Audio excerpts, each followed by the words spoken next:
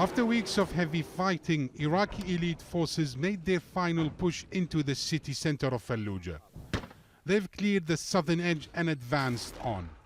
The army's campaign is backed by Shia militias known as the Popular Mobilization Forces. Tactical units cleared booby traps, hundreds of road bombs and tunnels dug by ISIL fighters. Iraqi commanders are adamant the fight is almost over. The initiative is in the hands of the Iraqi forces. ISIL is on the retreat and is collapsing. It's possible that in Fallujah, ISIL will gasp its final breath. When they are surrounded by our forces, they start different means to resist our forces, but they can only choose the way in which they'll die. Medical sources say airstrikes, rockets and artillery shelling have killed more than a dozen civilians. The United Nations says more than 50,000 people are trapped inside the city. Over 12,000 people from Fallujah's outskirts have escaped from the fighting.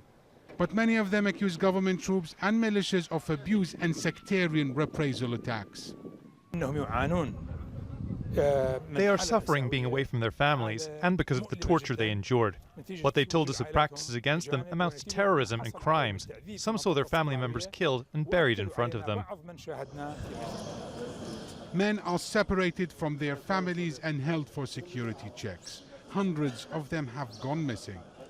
Sunni members of parliament went on a tour at this detention center of the outskirts of Fallujah.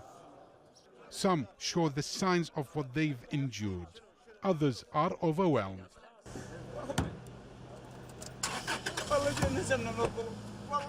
We ran away from the injustice of ISIL to face the injustice here. We were innocent. They took 25 of us in the morning and brought us by bus here. We asked true and honorable Iraqis to save us.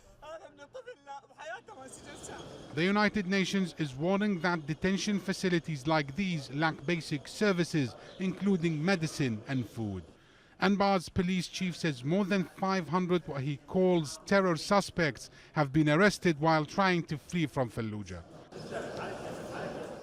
But many residents of Fallujah fear the government's battle to retake the city is also driven by a sectarian agenda. Omar, Saleh, Al Jazeera.